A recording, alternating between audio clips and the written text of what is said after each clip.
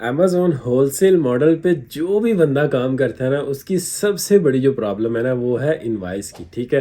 कि अमेज़न जो है वो कैसे इनवॉइस रिक्वायर्ड करता है और उसकी क्या-क्या जो है वो रिक्वायरमेंट्स होती हैं, ठीक है?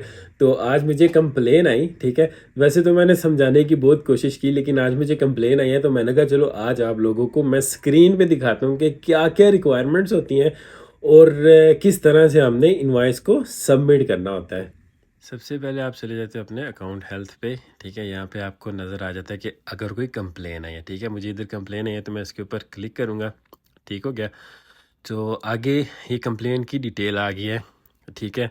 कि हाई कंप्लेन है, ठीक है? लिस्टिंग मेरी जो है वो रिमूव हो चुकी है, ठीक है? और कंप्लेन जो है वो किस डेट को आई है। तो मैं अभी अपनी इनवॉइस सबमिट करने के लिए क्लिक किया।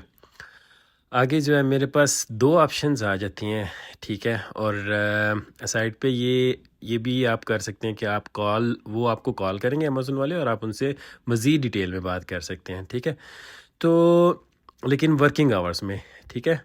इधर ऊपर हमारे पास जो पहली ऑप्शन है, अगर हम उसके ऊपर जो है ना वो जाते हैं, क्लिक करते हैं, तो ये उस सूरत में है कि जब आपके पास इनवॉइस नहीं है और अब आप अपनी गलती मान रहे हो, ठीक है? तो आप इसके ऊपर क्लिक करते हो, इसको सेलेक्ट करते हो, ठीक है? और आप इनमें से कोई एक वजह जो है, इन सबको पढ़ के इनमें से आपने देखना है कि कौन सी वजह, यानी कि मेरे पास इनवॉइस नहीं है या कोई ऐसी वजह, ठीक है? कि जिसकी वजह से मैं इनवॉइस सबमिट नहीं कर रहा या मैं एग्री करता हूँ कि हाँ मेरी मिस्टेक है, तो आपने इसको सबमिट कर देना, लेकिन उससे आपके अकाउंट की हेल्थ जो है ना वो कम होगी, ठीक है? कि आपने अपनी गलती मानी है। दूसरे नंबर पे आ जाता है इनवॉइस सबमिट करने वाला, इसको सिलेक्ट करते हैं, नेक्स्ट करते हैं, ठीक है? तो आपके पास यहाँ पे रिक्वायरमेंट्स जो हैं वो आ जाती हैं, ठीक है? कि इनवॉइस की रिक्वायरमेंट क्या होनी है। सबसे पहले supplier information, name, phone, address और वेबसाइट जो है वो सप्लायर की, बायर की जो है वो आप जो है, मतलब नेम, फ़ोन, एड्रेस, मतलब आपका जो सारी इन्फॉर्मेशन अमेज़न के अकाउंट पे है, ठीक है? उसके बाद जो है वो आ जाता है कि आइटम डिस्क्रिप्शन सेम जो आपकी लिस्टिंग पे है, ठीक है? उसके बाद मिनिमम जो क्वांटिटी है वो 10 पीस होनी चाहिए, लेकिन आप कोशिश करें कि जितनी बड़ी इनवॉइस हो सके। उसके बाद इनवॉइस जो है वो 365 डेज़ के अंदर अंदर होनी चाहिए, इतनी पुरानी भी ना हो, और अथेंटिक जो है वो डॉक्यूमेंट हो। 2 नंबरी जो है ना वो यहाँ पे नहीं चलेगी।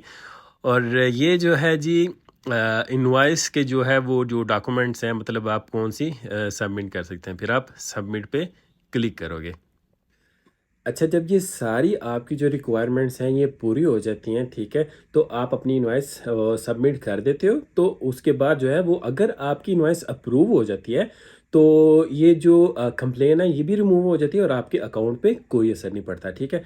सिंपल सी बात है कि अगर आपकी सारी रिक्वायरमेंट्स जो मैंने वीडियो में बताई हैं, तो वो पूरी होंगी ना, तो 90 टू 95% चांस है कि रिजेक्ट होने का सवाल ही नहीं पैदा होता। अच्छा, एक चीज़ आपने माइंड में रखनी है इधर, कि मेरी 90 टू 95 मैंने क्यों कहा है, क्योंकि कई दफ़ा ऐसी चीज़ें हो जाती हैं कि जो कि हमारे माइंड में नहीं होती। अच्छा, इसमें एक पॉइंट था डिस्क्रिप्शन वाला, ठीक है? तो डिस्क्रिप्शन जो था, मैंने एक प्रोडक्ट जो है वो परचेज़ किया था मार्केट से, वो था फॉर एग्ज़ाम्पल वो एक पेन था, उसका जो मैंने इनवॉइस ली थी उसके ऊपर लिखा हुआ था सिंपल व्हाइट पेन, यानी कि लिखा हुआ था व्हाइट पेन 1.0 mm। लेकिन मैंने जब इसको लिस्ट किया था ना, तो मैंने इसका जो है ना टाइटल एसईओ के चक्कर में मैंने चेंज कर दिया था। मैंने उधर लिख दिया जी बेस्ट वाइट पेन 1.0 mm। तो वो एक ही मैंने ना उसको एसईओ के चक्कर में उसमें कीवर्ड्स डाल डूल के, तो वो जब मैंने इनवॉइस सबमिट की, तो उन्होंने मुझे कहा कि यहाँ पे तो कोई जो है ना आपके जो अकाउंट में जो लिस्टिंग है वहाँ पे नाम कुछ और है, और जो आप इनवॉइस सबमिट कर रहे हो वहाँ पे नाम कुछ और है। तो समझ आई, इस तरह की भी कई दफ़ा छोटी-छोटी चीज़ें हैं जिनको आपने खुद जो है वो ख़्याल में रखना है, ठीक है? 2 नंबरी करने की बिल्कुल कोशिश ना करें, इनवॉइस को एडिट करने की या कुछ इस तरह से, ठीक है? 1 मिनट में उनको पता चल जाएगा। जो सप्लायर है ना, कई दफ़ा ऐसा होता है कि वो सप्लायर को कॉल करते हैं, क्योंकि वो आपसे ईमेल और अमेज़न वाले जो है वो ईमेल और फ़ोन माँग रहे हैं, तो वो कॉल करके आपके सप्लायर को चेक कर सकते हैं कि ये इनवॉइस जो है ये वाक़ई ही ऑथेंटिक है और ये इनवॉइस जो है ये इस फलाँ-फलाँ बंदे ने आपसे ली हुई है, ठीक है? उनके पास राइट होता है, ठीक है? तो आप अगर अपनी तरफ से बन रहे हैं ना कि मैं इनवॉइस में कोई एडिटिंग कर देता हूँ, डेट चेंज कर देता हूँ, फॉर एग्ज़ाम्पल 1 साल पुरानी इनवॉइस नहीं एक्सेप्ट होती तो मैं उसकी डेट में जो है ना कोई एडिटिंग कर लेता हूँ, तो अमेज़न वाले जो हैं वो आपको ईज़िली पकड़ लेंगे, इतना बड़ा सिस्टम बना के बैठे हुए हैं, ठीक है? ये छोटी-छोटी चीज़ें जो है ना वो 1 सेकंड में पकड़ लेते हैं, ठीक है? तो आप जितना रियल लेंगे ना उतना जो है वो आपके लिए भी आसान होगा, ठीक है? एज़ अ बायर जो है जब आप चीज़ बाय करते हो तो इस चीज़ का आपने ख़्याल रखना है कि आपने अपने नाम पे नहीं लेनी या अपना एड्रेस जो है वो ऐसे ही नहीं बता देना। जो एड्रेस आपकी अमेज़न के स्टोर पे है वो ही बताना है, ठीक है? और जो नाम आपके स्टोर का है वो बताना है, जो फ़ोन नंबर उधर रजिस्टर्ड है वो बताना है, अगर आपकी कोई वेबसाइट है तो सारा डाटा जो अमेज़न से रिलेटेड है उस नाम पे आपने इनवॉइस लेनी है, ठीक हो गया?